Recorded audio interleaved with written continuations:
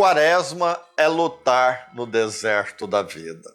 As tentações de Jesus, que também podemos considerar como as tentativas de sedução que o diabo apresentou a Jesus no decorrer da vida e não apenas no deserto.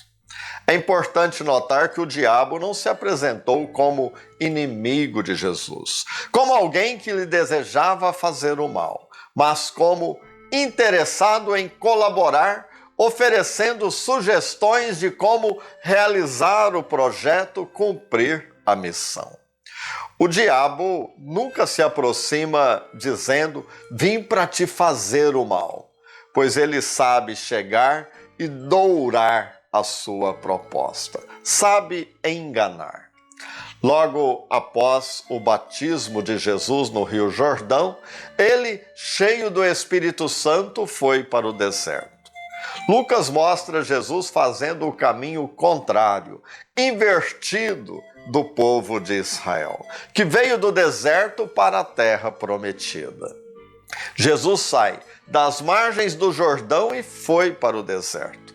É uma sutileza do evangelista de mostrar que a terra prometida virou lugar da escravidão, pois a terra prometida criou instituições que não libertam o povo, e Jesus terá que enfrentar estas instituições de Israel para libertar o povo de Deus. Conduzido, guiado pelo Espírito, Jesus foi para o deserto por 40 dias. É importante recordar que os números na Bíblia não devem ser interpretados como valores matemáticos, mas números simbólicos. Nós também usamos esse tipo de simbolismo. Quando uma mãe diz ao filho: já te disse 1000 vezes para não fazer isso. Esse 1000 vezes é um número simbólico. A expressão 40 dias indica o tempo de uma geração. Então o evangelista quer dizer que toda a vida de Jesus foi marcada por essas tentativas de sedução do diabo. E essas seduções também nos alcançam. As 3 tentações indicam as 3 equivocadas concepções do Messias. O Messias popular, do pão fácil, o Messias do poder político, o império, e o Messias tipo religioso do Templo de Jerusalém. Mas vamos ler atentamente o Evangelho do dia e depois vamos aprofundar a nossa meditação. Antes peço para você se inscrever em nosso canal no YouTube e tocar o sininho, deixar o seu joinha. O Senhor esteja convosco, Ele está no meio de nós. Anúncio do Evangelho de Jesus Cristo segundo Lucas. Naquele tempo, Jesus, cheio do Espírito Santo, voltou do Jordão. E no deserto ele era guiado pelo Espírito. Ali foi tentado pelo diabo durante 40 dias. Não comeu nada naqueles dias. E depois disso sentiu fome. O diabo disse então a Jesus: se és filho de Deus, manda que esta pedra se mude em pão. Jesus respondeu: a Escritura diz, não se vive somente de pão. O diabo levou Jesus para o alto, mostrou-lhe por um instante todos os reinos do mundo e lhe disse: eu te darei todo este poder e toda a sua glória, porque tudo isso foi entregue a mim e posso dá-lo a quem eu quiser. Portanto, se te prostrares diante de mim em adoração, tudo isso será teu. Jesus respondeu: a Escritura diz, adorarás o Senhor teu Deus e só a Ele servirás. Depois o diabo levou Jesus a Jerusalém, colocou-o sobre a parte mais alta do templo e lhe disse: se és filho de Deus, atira-te daqui abaixo.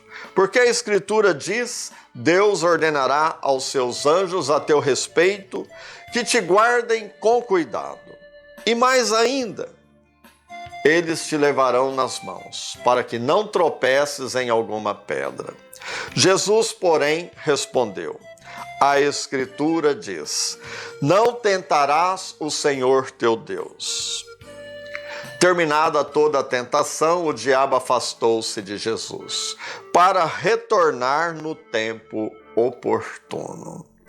Palavra da salvação. O evangelista afirma que Jesus não comeu nada por 40 dias.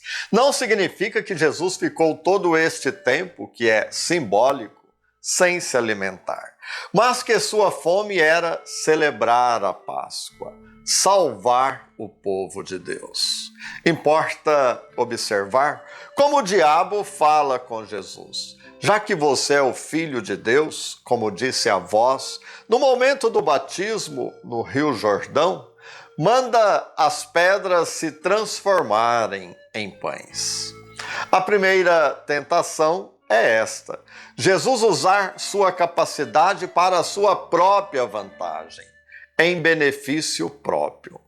Nota que Jesus responde ao diabo como se estivesse conversando, respondendo a um doutor da lei, ou um fariseu, um sacerdote do templo. Mas Jesus fala da fidelidade de Deus a seu povo, recordando o Deuteronômio. Está escrito: não só de pão viverá o homem. Tudo isso, de certo modo, nos lembra dos confrontos de Jesus com os mestres da lei e os fariseus. A segunda tentação, ou sedução. O diabo leva Jesus ao alto, ou seja, mostra a sua condição divina. E do alto mostra os reinos, os impérios do mundo. E diz: te darei todo esse poder. Essa é a tentação central, a segunda. E o diabo diz que ele dá o poder. Observe que Deus, segundo Lucas, não dá poder, mas dá amor. E se coloca a serviço. Deus dá amor e o diabo dá o poder. Para o evangelista, o poder vem do diabo. Para aqueles que se prostram diante dele, o amor que se faz serviço procede, vem de Deus. E novamente Jesus responde como se o diabo fosse um mestre da lei. Jesus recorda outra vez o Deuteronômio: adorarás o Senhor teu Deus e só a ele servirás. A terceira tentação, a última sedução, é aquela de fazer o que o povo gosta e espera, fazer o que agrada. O diabo levou Jesus a Jerusalém, colocou-o sobre a parte mais alta do templo e lhe disse: se és filho de Deus, atira-te daqui abaixo. Porque a Escritura diz: Deus ordenará aos seus anjos a teu respeito, que te guardem com cuidado. E mais ainda, eles te levarão nas mãos, para que não tropeces em alguma pedra. O diabo quer que Jesus faça algo espetacular, fantástico, que encha os olhos do povo. Mas, outra vez, Jesus responde citando a Escritura como autêntico, como verdadeiro mestre de Israel, e vence a sedução do espetáculo, da fama, do sucesso. As tentações não duram 40 dias, mas acompanham Jesus todos os dias da vida. E Jesus foi tentado até mesmo quando estava na cruz.